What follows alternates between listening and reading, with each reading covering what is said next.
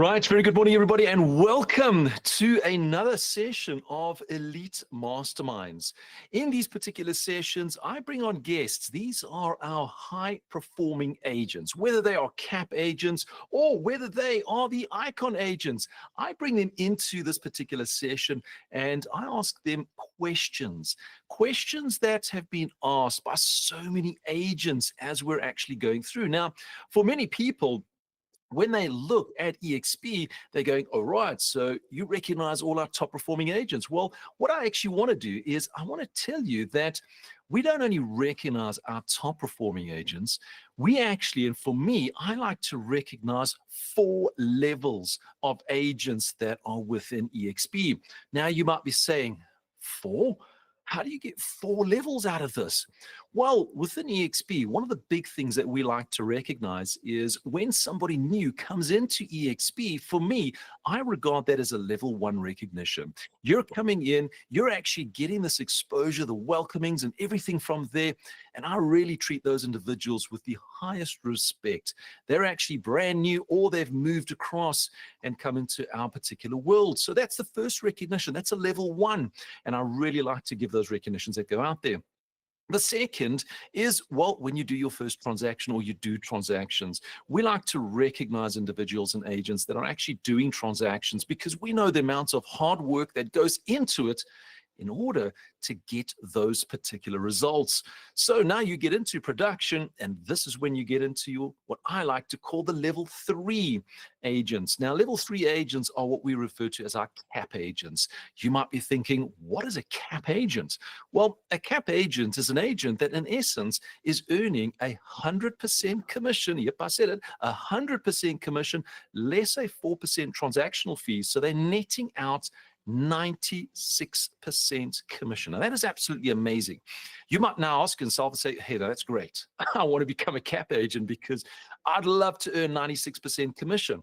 Well, it's actually quite simple. You see, with every company in the real estate game, your commission is split. There's a portion that comes through to you, and there's a portion that goes through to the agency or the actual brokerage. And it's that amount that goes through to the brokerage in South Africa when it hits 150,000 Rand that goes through to the agency or brokerage, you then become a CAP agent. And that's when you can actually then earn that 100% commission less the 4% transactional fee. So that's at the level 3. And then we go up to our most prestigious, the icon agent, and that's what we regard as a level 4 in recognitions. Now, level 4, when you hit to that icon status, you've really got to take your business to that next level. In order to hit that, you've got to do basically a minimum of 3 million Rand in gross commission. So that's selling properties and earning 3 million Rand in gross commission. Alternatively, you could actually sell 35 properties or more and you get recognized as an icon agent. Now, what do you get as an icon agent? Well, remember that little 150,000 Rand that I was referring to that you're actually paying through to the brokerage? That's part of the commission split. Well, once you become an icon agent, EXP gives you that 150,000 Rand back in EXPI shares. So you, in fact, get all that money straight back to you in shares. Some is vested, but some is actually available in a very short period of time. So if you actually look at it, when you become a CAP agent and then you become an icon agent, you're actually earning 100% commission right from that first transaction that actually goes through, which is absolutely amazing. But now in this journey to become a high-producing agent, you've actually got to go through a number of challenges. You know, real estate is not that game where you can wake up in the morning and someone says, hey, by the way, here's a listing. And next minute you've sold it within 3 hours, and 6 hours later the money's in your bank account. We would love that. If that was the case, trust me, the real estate game would be flooded with people coming into it. But there are a number of challenges that come through. And that's what we actually discuss in Elite Masterminds.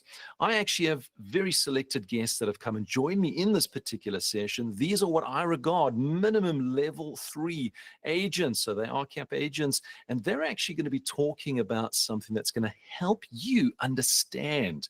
So today we're going to be talking about handling objections with those buyers and sellers, which I know is absolutely frustrating. So I actually just want to quickly introduce. So joining me today, we've got Alida and Anne. And Alida, I want to start with yourself. Just give us a high-level overview.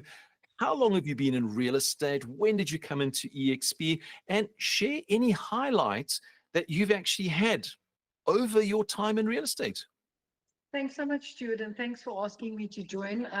I love your sessions. I'm like an avid fan. So just a little bit of a background on me. I've been a real estate agent now for 7 years, and it all started with me looking for a property when I moved to Johannesburg. So I selected a couple of agencies to show me a couple of properties, and one of the agencies was actually a small female-owned company. And when I said I was interested in real estate, they said to me, "Hell's bells, join us, come and start." And I must admit, I've always been interested in property, but that really grabbed me, just physically going to look at people's homes. So that was in 2018, and I joined the company and did my training, and eventually in 2022, I did my PDE4. And that's also the same year I decided to move over to EXP. So my decision to move to EXP was based on the fact that I can basically be my own boss. And in the event that my husband gets transferred somewhere, even if it was Timbuktu, I could still carry on pursuing the passion that I have for property. And I must admit, although we all know that real estate is a roller coaster, one day's up, one day's down, there are always those special little highlights. So my biggest highlight obviously was capping last year. I never thought I'd be able to achieve that. And for me, it was actually more personal pat on the back to say, you know what, this can be done. But I would say my biggest highlight, and I look for a highlight at least once a month, once a week, and that is finding highlights with my clients.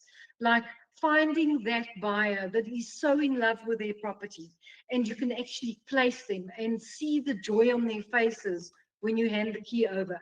So for me, that is my absolute favorite.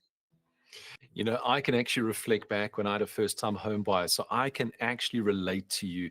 Just that expression on their face, just that emotion that they have, the tears in their eyes. And typically I joke with them and I say, I know that tear is genuine. Or is that tear that you've now got to pay for your property? But more importantly, that emotion is absolutely fantastic. So, Lita, thank you so much for actually sharing that with us. And I want to jump to yourself. And thank you for joining us into today's session. So I want to find out just your journey. When did you come into real estate? How long have you been with EXP? And any highlights that you could share with us in your particular journey? Sorry, I've been trying to get my camera to work. Can you hear me? Yes, absolutely. Go for it. My camera, oh, there you go. Hi, yes. A cough, so hopefully I can talk. I got into real estate in about 2010, 2009, 2010, and it was almost like by chance. My aunt was selling her place. Well, I was helping her sell it because she had gone into a dementia facility, unfortunately. And the lady that was the sale, the agent that was selling, I had talks with her, and she said, "Well, why don't you do the show house? Why don't you sit there?" And for the one Sunday, and I did it, and it was virtually from there that I just got very passionate about property. And I had actually bought my place through her about a year or so before that.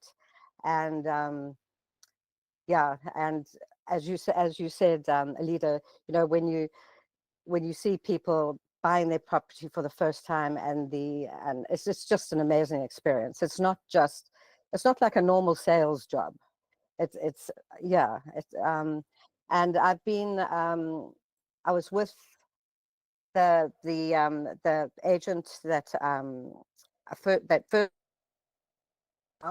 and then I joined another big company, and I had my own little franchise with them. And then EXP came along, and I sort of was very, very intrigued about also being my own boss, because even though I had my own little franchise, I was still very connected to the main, because I hadn't got my principal license yet. And so it was just being my own boss, and then also the revenue share, and just what EXP gives you. It's phenomenal. And Absolutely. everybody who works for and with EXP, everyone seems, it's just a lovely atmosphere whenever I've attended anything. Yeah. Well, that's one of the big things is culture. Culture always comes around. It's what keeps people glued to a certain environment. So thank you, Anne, for actually sharing all of that. So you can see the agents that I actually bring into my elite masterminds, they've got experience. They have done it. They've experienced everything. Now, one of the challenges that actually was put in front of me when I first got into real estate was I thought this is going to be fantastic. I phoned my very first seller and I said, hey, how are you doing? I'd love to come for an appointment. And they said, no, thank you. We're going to work with somebody else. So I had to obviously now pull everything out of the bag, make sure I got the actual appointment, and then said, right, you're going to sign this mandate. And they said, no, we're not going to do a sole mandate. And I found that right in the beginning, I was getting a lot of objections. Then when I finally got a particular listing, I had buyers coming through and I thought, this is fantastic. Do you love the property? Yes. I said, well, do you want to put an offer? Well, let's be a bit hesitant and suddenly I saw that there was objections that were coming not only from sellers, but also from buyers. This was actually holding back the deals. It was slowing down that process to get listings. It was slowing down that process to close these particular sales. And I've actually come to realize that this is the common part of our game, is objection handling. We're going to be getting this every single day of our lives. But really what I want to do is I brought these two guests on because I want to discuss how they handle it, taking it from their experiences. So, Alida, I'm going to start with you. Reflect back when you've dealt with either a buyer or a seller. So, set the situation for us. What was that situation, and how did you handle that particular objection with whatever it may have been with that particular buyer or seller? So I think we probably get our biggest objections from the selling point. I like to focus on my sellers. So the first objection you're going to get is, I don't want to sign a sole mandate. I've burnt my fingers with someone else before. And I think a person really just needs to analyze each individual and each individual's personality in order to tackle the situation. So I've recently had a client who said to me, he's sorry, he's not signing a sole mandate. And when I actually asked him what were the problems with the previous agent, it had come down to them not getting regular feedback. And I think it's important when we're dealing with our sellers right from the beginning is to actually try and highlight to them exactly what service you're going to be giving them. How regularly are you going to be giving them feedback? How often can they expect a call from you? And another big problem, I think, with a lot of the sellers is agents don't give feedbacks on clients who are physically viewed. They take a client to the property, they let the client view the property, and they never tell the buyer or the seller what the buyer thought. And I think for me is work that I always say to my sellers, I'm always going to be completely upfront and open with you. If there's negative feedback, I'm going to give you the negative feedback. And we can work around how we can adjust the next viewing, if you want to call it that. So for me, the seller's feedback, or objections, I really base it around the person's personality. If it's quite an argumentative person, then I'll try and be more diplomatic. Sometimes you do need to be a little bit firm. So each circumstance, I think, is different. And I'm glad that you said personality, because we are dealing with humans. We're not dealing with robots.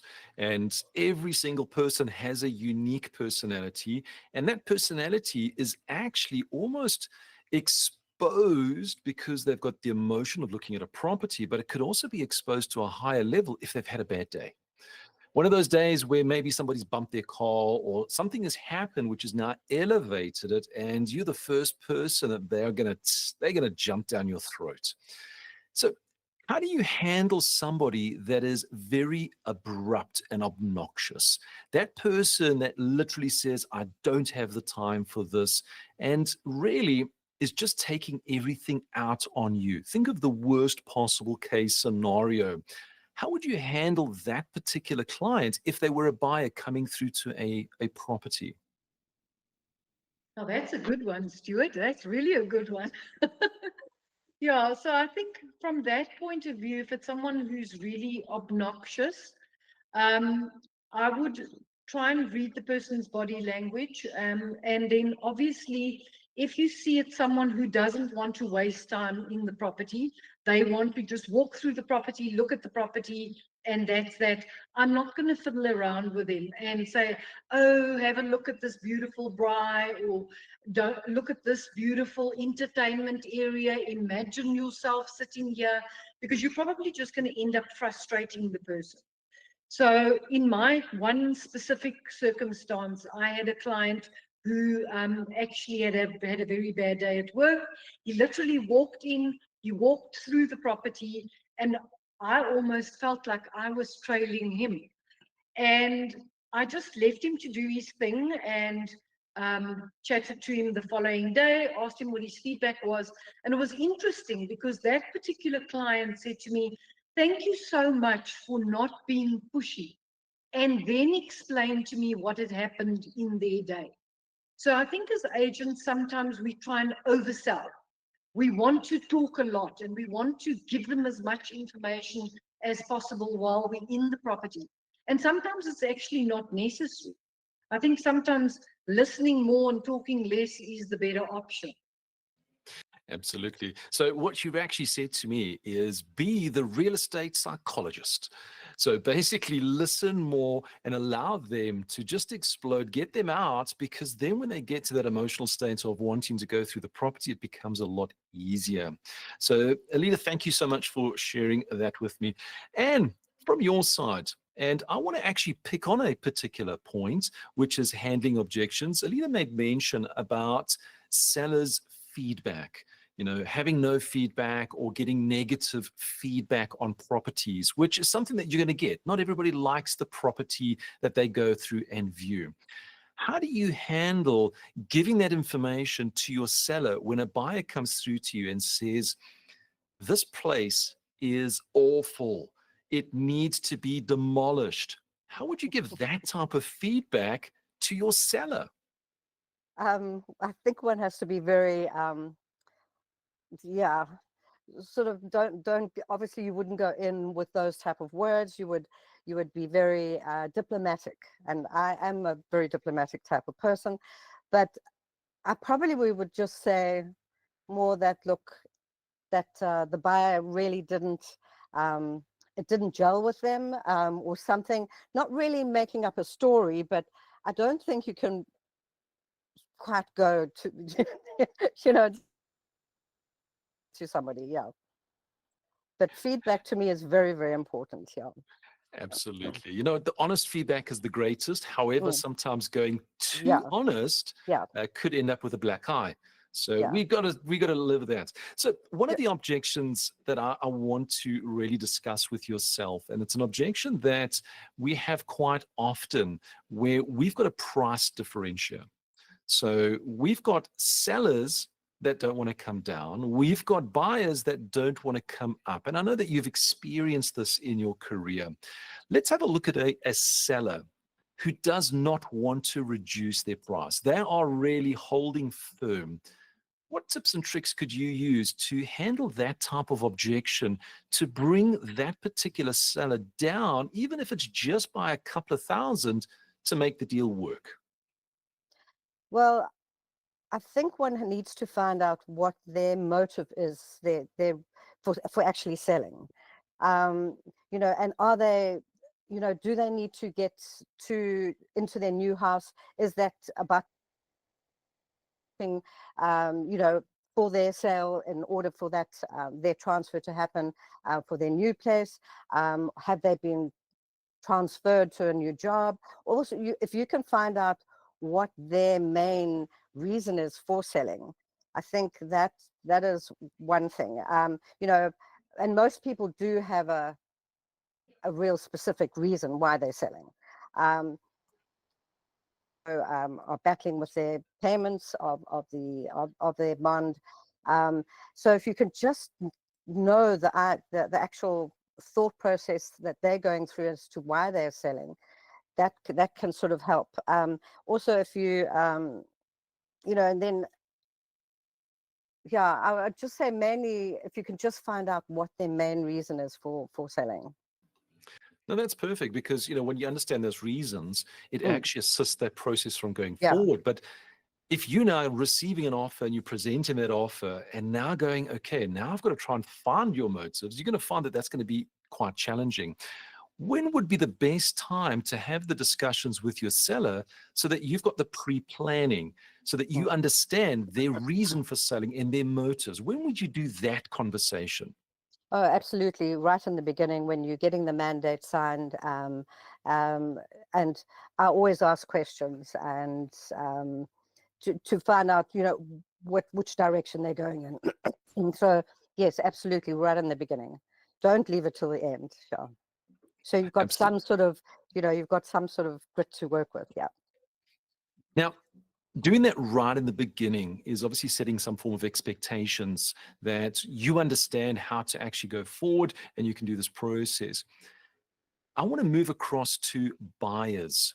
Having those very, very first conversations with the buyers to understand their motives, their reasons, using the exact same thing, because it's going to go down a path when they want to put in an offer, but they don't want to push their price up any higher. You know they can afford it, but they don't want to go any higher. What type of conversations would you have with a buyer right in the beginning so that you've got that in your pocket? You know their motives and their reasons for wanting to buy. Obviously, finding out the reason why they're perhaps buying in that particular area. It could be because the schooling is good. That's the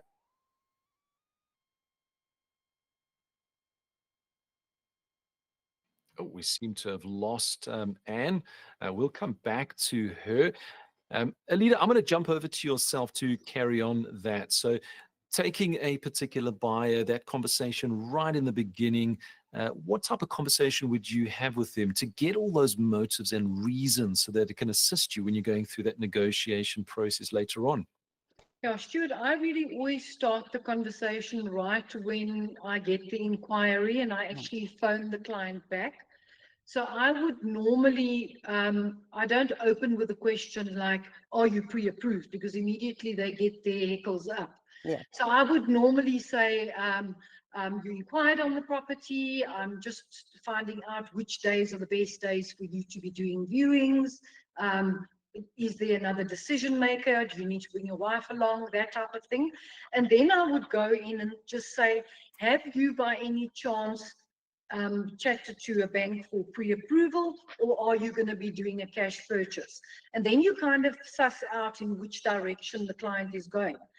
And if they're telling me that they are needing to get a bond, I would then say, have you chatted to a bond originator, or can I get my bond originator to give you a call? You obviously always need to tell them that it's a free service, because all buyers think they have to pay for everything. So I start there. And I always try and motivate it to them to say that it's important to know what your affordability is. There's nothing worse than viewing a property, falling in love with the property, and then discovering afterwards that you actually can't afford the property. Because that's going to be heartbreaking for you and the family who have physically come to view. And I found that if I gently start that conversation right at the beginning, they're more in a better place or more in a better mindset to actually chat to the bond originator. And I make a point of immediately, when I've finished the conversation, I obviously ask for permission to pass the details on. I put the two of them into contact immediately. And in the interim, I do start making the arrangement for the appointment so that I can stay in contact with the purchaser as well as with the bond originator, and then like kind of see when the best time is timeline-wise to get the appointment to fruition. Perfect. So I want to get back to yourself, and thank you for sharing that, Alida. Coming back to yourself, Anne, I see you back online again. Just carry on, because you were giving your level of what you do with those buyers for the very first time. Give us that run through. You are on mute. Whoops, sorry. So I think I was talking about I asked them about what their must-haves are, and if a property basically has everything they really want and there's not much work to be done, would they maybe consider, going up if a seller's not about to drop the price, would they maybe consider going up a bit? But it's all, yeah, it's but I'm very similar to I don't know what Alida's question was, because it was I lost connection, but everything she said is exactly what I do as far as with buyers. Yeah, I never go, oh, are you pre-approved? I just find that that's I mean, if somebody said that to me, it's like very off-putting. It's like, well, I'm looking at property. Why don't you, why wouldn't I be, sort of thing? But yeah, but with buyers, it's more finding out exactly what they are looking for, and their must-haves and their actual wants. I find that helps, and helps with a little bit of negotiating. One can get them to go up in price.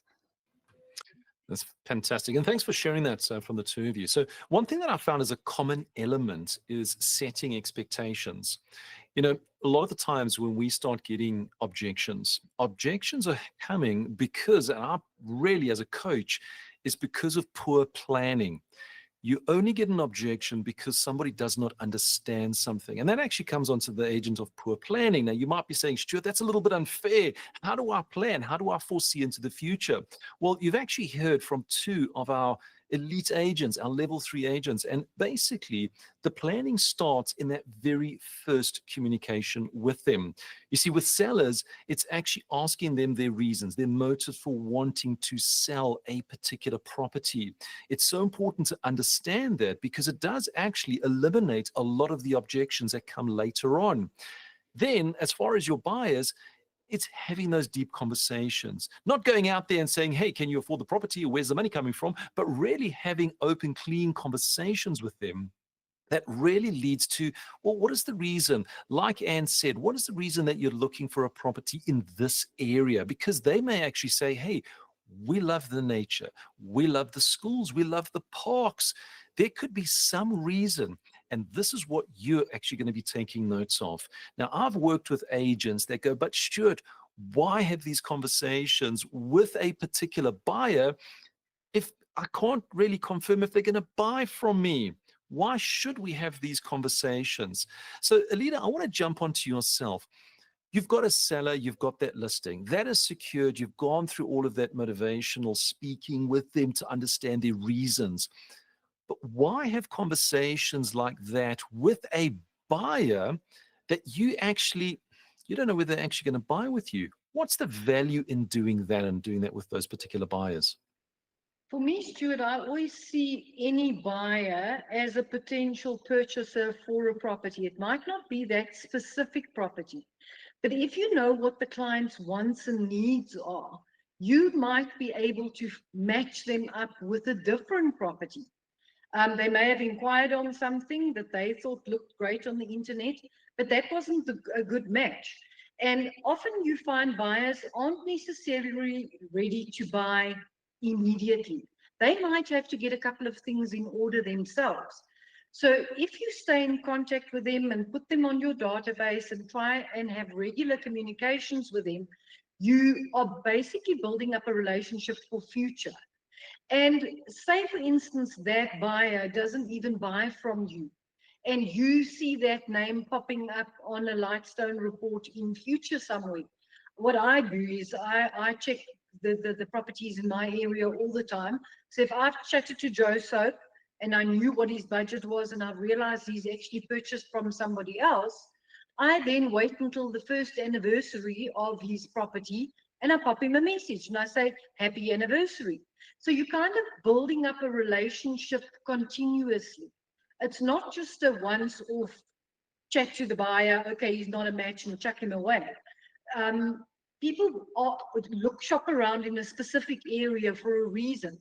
And if you can bump into that person at a shopping center 2 years down the line when they've been transferred to Dubai, you don't know. You might then pick that person up as a seller. And it's great that you share some of your tips. This is what I love having these sessions with our elite agents is they share tips that people go, wow, now that is a great idea. I mean, having a relationship with a potential buyer, they buy from somebody else, making notes of it in 1 year's time, that other agent is probably not. I mean, there's probably an 80% chance that they're not going to send a happy anniversary message to them. And then suddenly they get a message from an agent. Imagine that as building relationships. So thank you for sharing that little tip. And I want to close with yourself. When we are setting expectations, and it's expectations of what you deliver through to a buyer, through to a seller, and setting those expectations to make sure that it's actually sharing your values to remove any potential objections that come through. Give us a high-level overview of what expectations do you set with your sellers? What expectations do you set with your buyers? I like open and forward with buyers and sellers. Um, I don't do BS. You know what I mean? So I don't overpromise. I always try and in a sense, under promise and over deliver. It's and make people feel comfortable with you. You know, you get like a good rapport going with them, and getting them to trust you. Recently I had a buyer, sorry, say to me, oh, now I know why the seller wants to only use you, and I'm going to use you in future. And it's a guy who seems to buy properties quite a lot up in the North Coast, which is not where I normally sell, but a friend of mine was selling her property, so I sold it for her. Well, she became a friend. She was initially a client who bought and sold a few properties through me. And it's because, you know, I give a back, and I always, was there when the person needed me and that sort of thing. Just, you know, letting them know to do what you say you're going to do. I think that, you know, the main thing is to just be completely open and honest with people. Perfect. And thank you both Anne and Alida for sharing your insights into, you know, handling objections with buyers and sellers. Most people think, oh, if I'm going to handle objections with buyers and sellers, we're going to go into deep conversations about negotiations and how to change. But you can actually eliminate 90% of it, by the way, by just one, making sure that you start with those conversations on the first meeting with them, getting a true understanding, setting your expectations so that you cannot just over promise and under deliver. You can actually go forward in such a manner that people go, hey, I don't want to use you again. This is the importance of actual real estate. It's starting from that first connection with those particular buyers and sellers, setting that expectation, delivering the value that you've promised, which is your integrity. And what you will find is the levels of objections and the amount of objections will actually start to reduce. And once you get into that particular point, you're going to find that you're going to start building up more referrals. People will like to deal with you more often. Now, I want to just open up to any chats or any comments or questions from our particular audience. So microphones have been opened. Clary, go for it. Turn on your microphone and you can ask a question. Thank you. Good morning, everybody. My name is Clary. I've just joined EXP and I got my first mandate. and I've just loaded on REP and REP, sorry, Well done. or REP, I don't know how you call it. And I just Bang on. wanted, it's my third day. I've only had 26 views and I haven't had any calls. And I'm like stressing here. It's like, what am I doing wrong? And I just like some other, besides asking the seller to please share it with her contacts. And I've shared it with my contacts. I haven't had much of a response. And I was just wondering, how do you go about making sure that you get the maximum exposure to those clients? So on my description, I did mention rental investors, a small family, etc., etc. So market, focusing on a certain group. But I'd like some tips and some ideas, please. I'd very much appreciate it. Thank you. No, perfect. And that's a powerful, powerful question, because this is a question that comes through to me, I'm going to say, not on a daily basis, but on an hourly basis from agents is, hey, Stuart, I have a listing. I'm getting views, but I'm not getting inquiries. What should I do? Well, one thing to remember in the real estate industry, this is not a reactive industry. This is called a proactive industry. And it's very important not to be relying on anything that works around reactive. So reactive means if I list a property on a portal, my reactive nature is I'm waiting for people to contact me. Now, if you're going to be waiting for people to contact you, you're going to be waiting a very long time. You need to turn it into proactive. So you mentioned, I don't want to go and contact my seller and tell them to message and share it with all their friends and family. Well, in fact, it's probably the best thing to start with is getting them to share it out with their particular network, because they may even have a friend or a family that's going, I love your house. I've always wanted your house. Now it's for sale. Well, let's start moving forward. One thing to remember with a listing, the difference between a high-performing agent and an agent that really is struggling is the difference between being reactive and proactive. A proactive agent is your high-performing agents. They will find 5, 6, 7 different methods to market that property. So clarity for yourself. Make sure that your seller's messaging all of their friends and family to actually share their listing. Make sure that you've been speaking to, we call it the 20 by 20. So 10 houses to the left, 10 houses to the right, 20 houses across the road, making sure that they all know about that property that is on the actual market. It's about being proactive to actually market that property. So I want to jump into our two guests to find out their methods that they use, and not to share all of your secrets, but the methods that you use when you get a listing. What is it that you do that helps to get that engagement? Alida, let's start with yourself. So, Stuart, with me, what I actually do is I do encourage the sellers to pass the details on. And to share my listing. I always share the video. I like to do professional pictures and videos, specifically if it's a high-end property. I always share the video first, because the video is something that's powerful that the seller can pass on to family and friends, or to say, look how nice my house looks. The other thing that I do is I capture all of my purchases or buyer leads onto a database, and I actually create wish lists for all of those clients. So when I get a new property, I suck that property from our website into the database website. I use PropCon, and then it automatically matches my buyers to the properties that I've got available. So that's another means of just sending it on. I also work quite closely with a number of agents in my area. So if I've got a listing that I know that some of the other agents might have a buyer for, I'm quite happy to contact the agents and say, listen, if you've got a buyer for this property at this price, I'm more than happy to share. I've really found, like with EXP specifically, we tend to be far more collaborative. And that's actually encouraged me to do more collaboration with agents in the area that I trust. I don't work with everybody. There's some agents that we all know, there's agents and agents, but there are some agents that I really work well with, and I will then share my listing with those agents and encourage them to bring their buyers. So almost create like a agent's open hour type of event.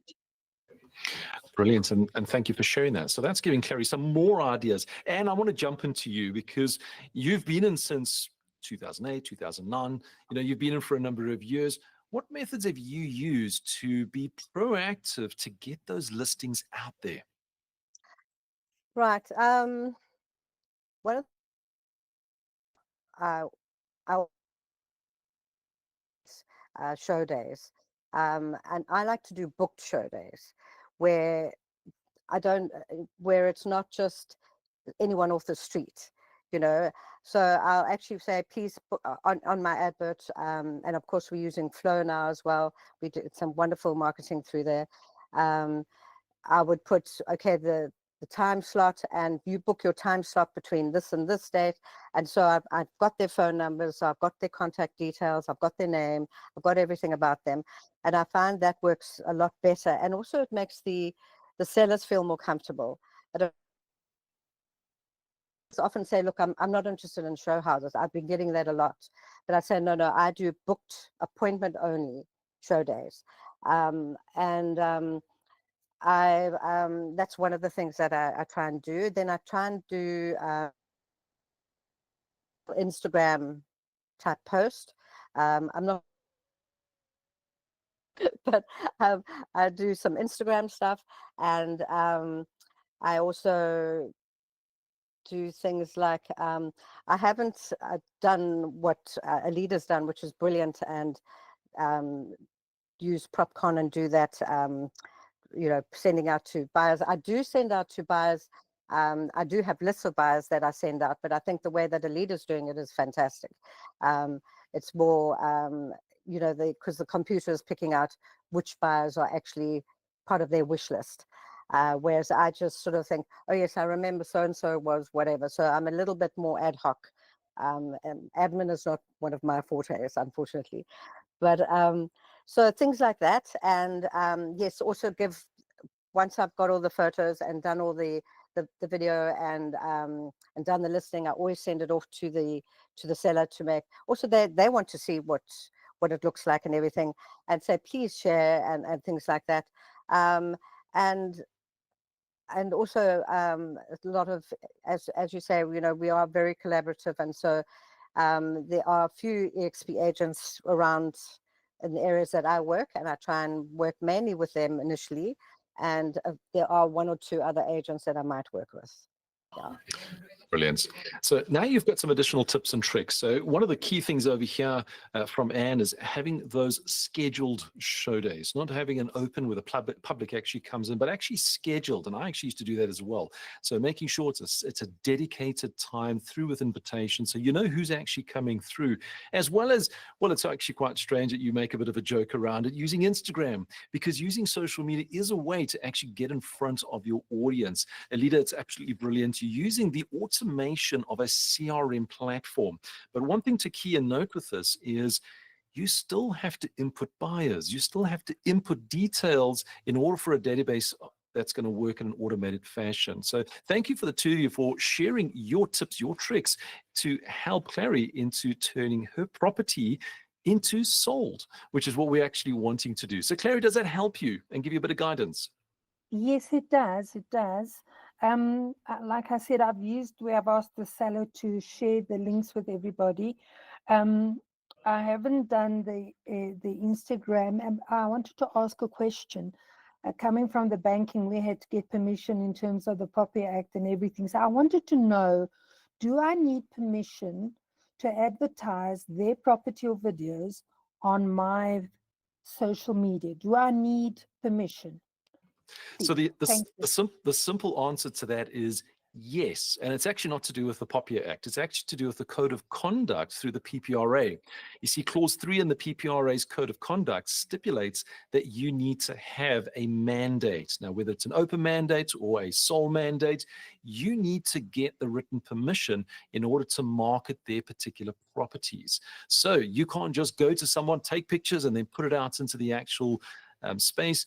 you'd actually go through that mandate phase, having the discussion and getting them to write. So whether it is on a piece of paper that they sign, so that's obviously for be more formal sole mandates, open mandates, could be on just a general email, could be something that's on a message, but it's just getting the confirmation. So to give you the simple answer, yes, part of the code of conduct is you have to receive permission to market a particular property. That is actually what a mandate is all about. And when you Yes, get I was gonna ask, resistance, is the exclusive mandate not doing that, or do I have to specifically get absolutely. another? So my exclusive mandate or sole mandate gives me that right. I don't need to go any Correct. further. Thank you. Thank you so Correct. much. And thank you, Absolutely. Alida, And even and an thank open you, mandate Anne. can actually do that. Yeah, thank you guys. Appreciate it. Fantastic. Great questions. Right. So, Diane, let's go on to yourself. You've got your hand up. Go for it and ask and unmute yourself. All right. Hi, everybody.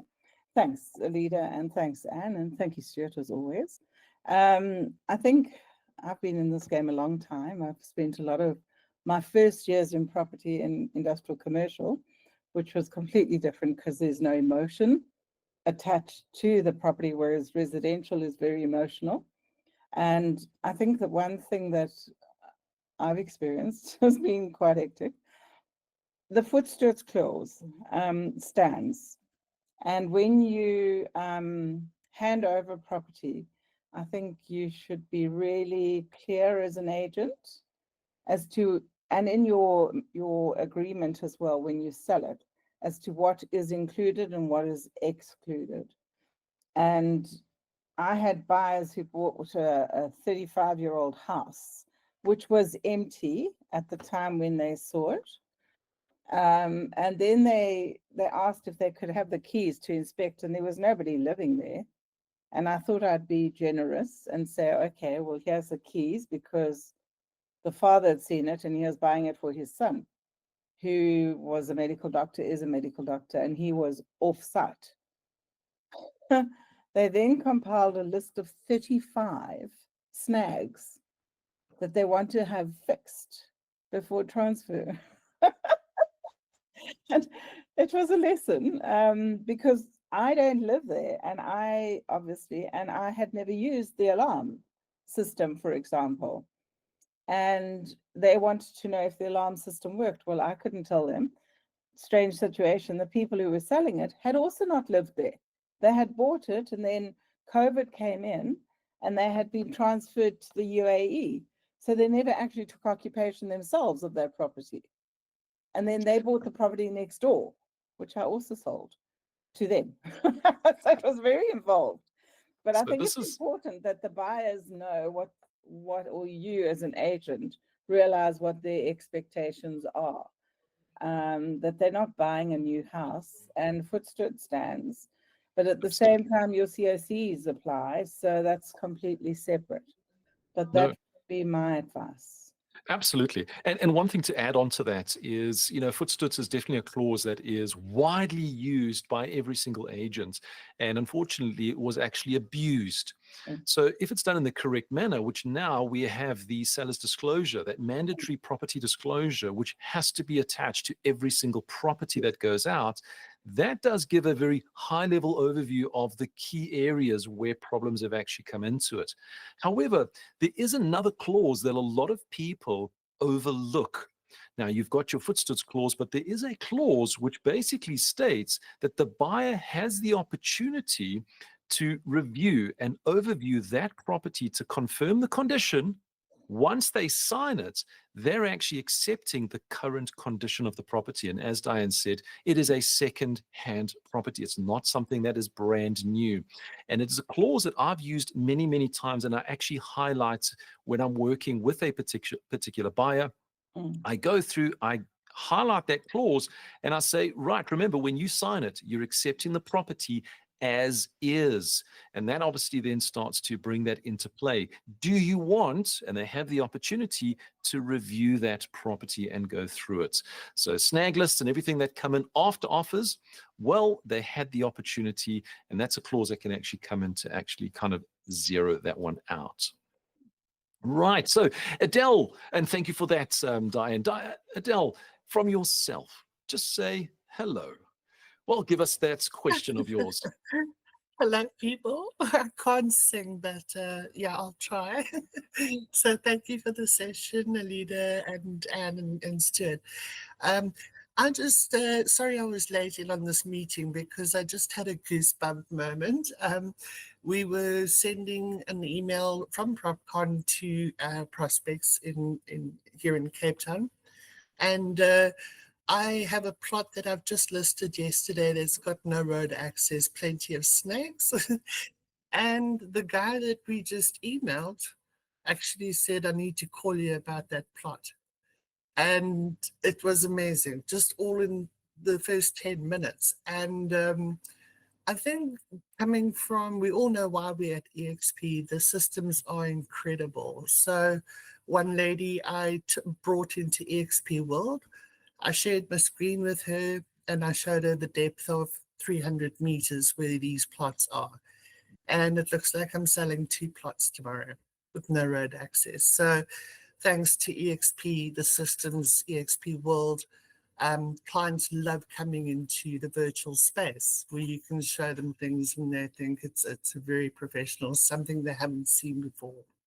Absolutely. And thank you so much for sharing, because I know we've had discussions about this particular property.